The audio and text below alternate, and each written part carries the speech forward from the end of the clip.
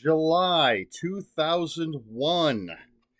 Still working at Frame Art Galleries, and I believe I was still at the Strongsville store.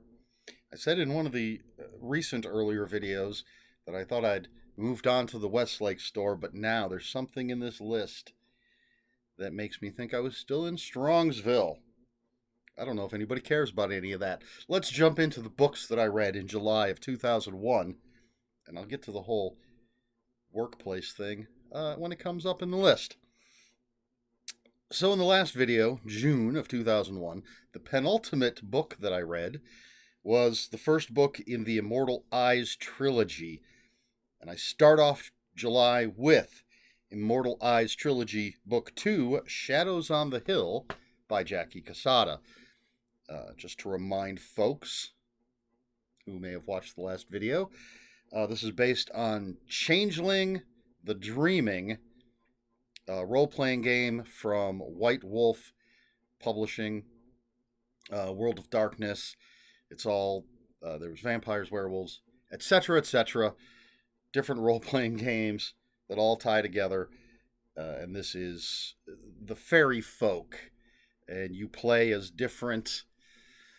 I think you're a human with a fairy soul, or fairy with a human soul, something.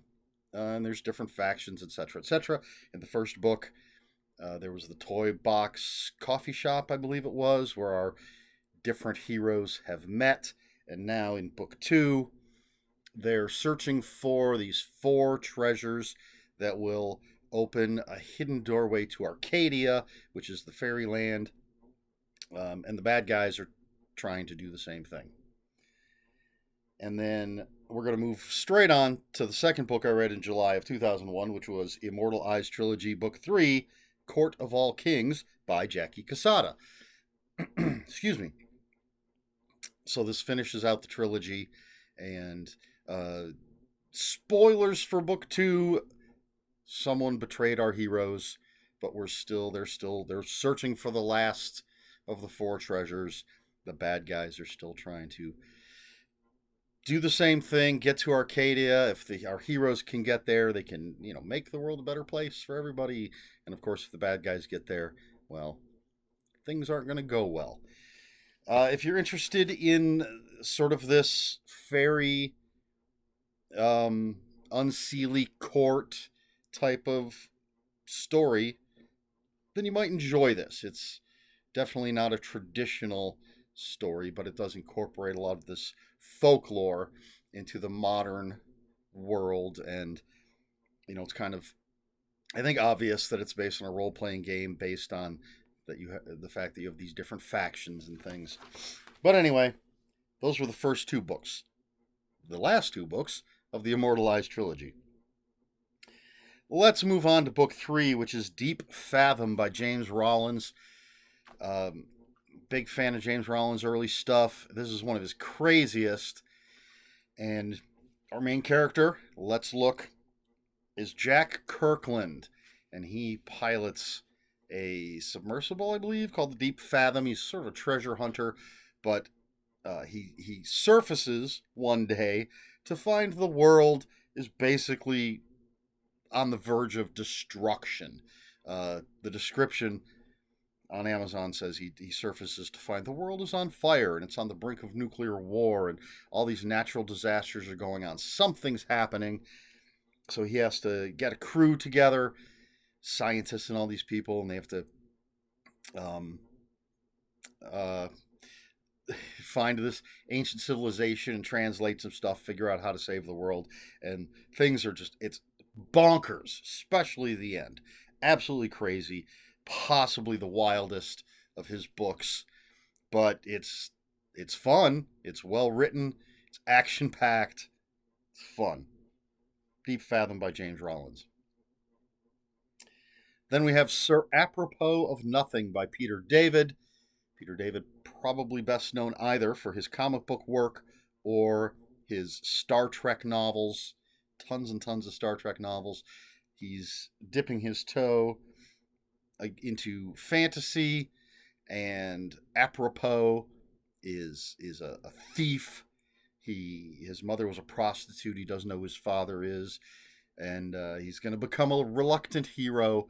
There's a lot of taking the tropes of fantasy and spinning them on their head. Um, I'm a Peter David fan. I like his writing, funny stuff. Not like Douglas Adams' Hitchhiker's Guide to the Galaxy levels of funny, but still not bad. So apropos of nothing by Peter David. Let's turn the page. Excuse me. I think I'm catching a cold. Next up, the one book that I have here, and that is A Prayer for the Dying by Jack Higgins. Those who watch this series have seen this book many, many, many times, and I guess one of my favorite books. It's a go-to when I don't know what I'm in the mood for. I can always read this and enjoy it. It's about an Irish Republican Army hitman who wants to retire, has to do one last job, and when he does that job, it's witnessed by a priest. He goes and confesses to the priest, assuming that now the priest can't tell the cops anything. But the bad guys don't trust that, and so our anti-hero Fallon has to protect the priest and his blind niece. Yes, Martin Fallon. I just had to double check that name. Action packed. I saw the movie before I didn't know that this was a book. I'd never read Jack Higgins. Loved the movie. Absolutely loved the book. And I'll always recommend it if you're interested in a good thriller. Next up, Adventure Heroes by Jeff Rovin. Now, I assume this is the same Jeff Rovin that writes horror. I'm looking at one of his books right over there. But what this is basically an encyclopedia of adventure heroes. Everyone from Charlie Chan to The Shadow to Kojak to Nancy Drew, Johnny Quest, Ivanhoe, I think, is in there. Just adventure heroes from across basically every medium. And I just put this on my Amazon wish list because I'd like another copy. It's basically it's a reference tool. It gives you these characters' first appearances, some information about the character, a little bit of trivia, their final appearance, if that's the case. I guess from reading the description of it, the way that the characters are in here doesn't make a lot of sense. It's technically alphabetical, but again, this is from Amazon. Kojak is under L for Lieutenant Kojak. So I saw a couple references to the index being indispensable, and I suppose if you just want to look up a specific person, but I read this kind of thing front to back. But Adventure Heroes by Jeff Rovin. Then a book that I thought I had, but apparently I don't. Fletch 1 by Gregory MacDonald. This is a prequel to Fletch. This is so before the events of the first Fletch book. Obviously, that's what prequel means. Fletch, young reporter at the newspaper, trying to find his footing. He's still a smartass, and so he's writing smartass headlines and smartass obituaries. So he's finally put on the social page, and he's supposed to interview, I believe it's a lawyer. He's donating a bunch of money to a museum. But when he's supposed to meet him Fletch is supposed to meet the lawyer in the parking lot of the newspaper, finds him murdered. So he's going to have to solve that. And meanwhile, he's also supposed to be writing a story on this gym with all female trainers that maybe is giving people a little more than a workout or a traditional workout. It's a fun Fletch book. I enjoy it. I enjoyed Fletch 1 and Fletch 2, the two prequels. And it's 1 WON. They're good. I like them. Then we have, Inherit the Earth, edited by Stuart Weik. However you pronounce that guy's name. I say this every time his name comes up. This is a Hunter the Reckoning anthology, another World of Darkness, White Wolf Publishing book. As I said, the role playing games for World of Darkness from White Wolf were vampire, werewolf, changeling, wraith, all these different things. Eventually, so you were always playing some sort of supernatural creature. Eventually, they came out with Hunter, where you get to play a human who's hunting down these supernatural creatures. And this is the short story collection, just different stories of different hunters hunting different creatures. If you like that kind of stuff, it's okay. The old White Wolf had some problems with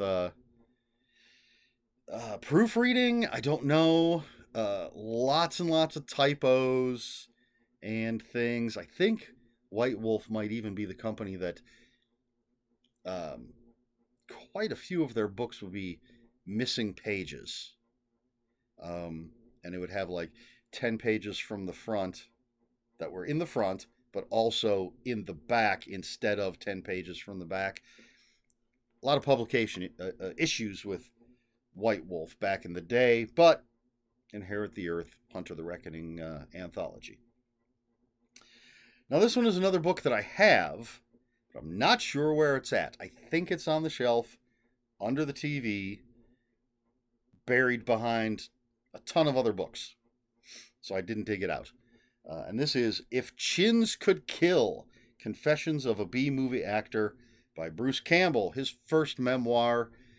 I'm a huge Evil Dead fan. I'm a Bruce Campbell fan. I loved Briscoe County, The Adventures of Briscoe County Jr. Let's give the full title. I have a box set right over there. And of course, I have all the, I say of course, like you would know this, but I have all the Evil Dead movies. I love stuff like My Name is Bruce. He's actually in a ton of low budget movies that I haven't even seen, but I loved him on Burn Notice, and so this is before some of that stuff. Uh, but again, it's his memoirs, him growing up, him doing the Evil Dead movies, and possibly Briscoe County. Yeah, if this is 2001, it was definitely post Briscoe County. Um, Fascinating stuff. If you're a Bruce Campbell fan, I think it's essential reading.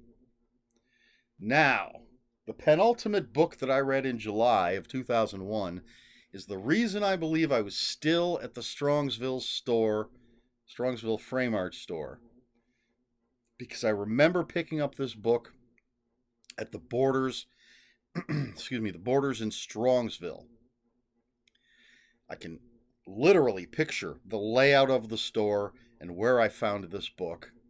I'd never heard of the author, but the cover, the title was interesting.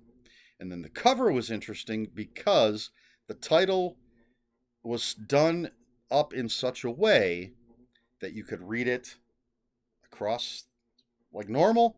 And if you turned the book upside down, you could still read the title. There's a word for what that is. I don't recall what it is. I should have looked it up. But it was definitely the Strongsville Borders. And if I was already at Westlake, I wouldn't have been going to the Strongsville Borders. I would have been going to the Westlake Borders, which I did all the time. So I must have been in Strongsville at this time, working at Frame Art. And that book is Angels and Demons by Dan Brown. The introduction to the world to Robert Langdon. I've not seen the movie. I've not seen any of the movies based on Dan Brown's stuff. And just wait until we get to the Da Vinci Code. But yeah, I would go to the Borders every week, usually on Tuesday when the new books were out. This was the paperback. Again, the title is Angels and Demons. It had that really cool font, whatever you want to call it, design, so you could read it upside down and right side up, which is something that's important in the story. And I thought this was a really fun adventure in the vein of James Rollins, and Preston and Child, those types of things. And it's, if you don't know, there's murders, there's mysterious symbols, which is why Robert Langdon gets involved. It all has to do with the next pope, picking the next pope, essentially, if I'm remembering correctly. There's Illuminati stuff in here, which I love. Um, so it's a rollicking good time. Is it the greatest book ever written? Is it a masterpiece of writing? No, but it's a fun adventure book. And then the last book that I read in July of 2001 is A Gathering of Spies by John Altman. And this is a World War II espionage thriller. We have this woman who is a Nazi spy. She's been undercover in the United States, married to a Harvard professor, or Princeton, excuse me, I think it's Princeton professor. But she gets atomic bomb secrets, and so she's trying to get back to Nazi Germany with the secrets. And then there's an MI5 agent who is sent to stop her, but he might have plans of his own. Just a spy thriller. I like that kind of stuff every once in a while. It's been a little while since I've read one, I think. But I think it was pretty good stuff, if I remember correctly. And that's it. That is all that I read in July of 2001. And again, I think a nice mix. We've got some horror adjacent. You know, Hunter the Reckoning has monsters. Well, Inherit the Earth, the Hunter the Reckoning anthology, has monsters and stuff in it. And thrillers, lots of thrillers, some fantasy, some mystery, some nonfiction. I think it's a decent mix, if I do say so myself. And a book that I've read a dozen or so times. So, my question for this video, are you a Bruce Campbell fan? Just simple as that. Do you like the Evil Dead movies? Do you not like the Evil Dead movies?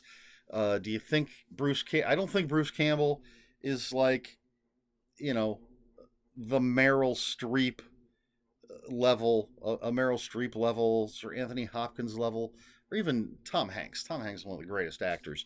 Loses himself in a role. Is that Bruce Campbell? No, but he's consistently entertaining, and he's a workhorse of an actor, and from what I understand, a hell of a nice guy. Don't know, never met him, but I am a fan. I watched The Adventures of Briscoe County Jr. because it starred Bruce Campbell. I really wish that show would have gone on, and he's one of the reasons I watched Burn Notice, and I usually enjoy anything that I see him in, even if it's not a great movie. I think he does a great job in the roles. I've seen him play bad guys, good guys, assholes, cocky heroes, and I'm a fan. So let me know your thoughts. Do you even know who Bruce Campbell is? I tend to think the people that watch my channel are going to know who Bruce Campbell is, but you never know. So you can answer the Bruce Campbell question, or just let me know what you think of Evil Dead, or if you've ever seen anything with Bruce Campbell. Let me know in the comments below. And if you have any comments, questions, or corrections, please put those in the comments below. Comments are open for spoilers. Just post a spoiler warning. We try to be polite here on my channel. Please like, share, and subscribe, all the usual YouTube stuff. And if you'd care to follow me on other social media, my Twitter is @Ronan5757. My Instagram, where I post pictures of books, comic books, board games, and fuzzy animals, is EricSmith5757. And if you're, that's ERIKSMITH5757. And if you're on Blue Sky, I am @ELSmith. That's all I have for you this week. So until next week, read more books.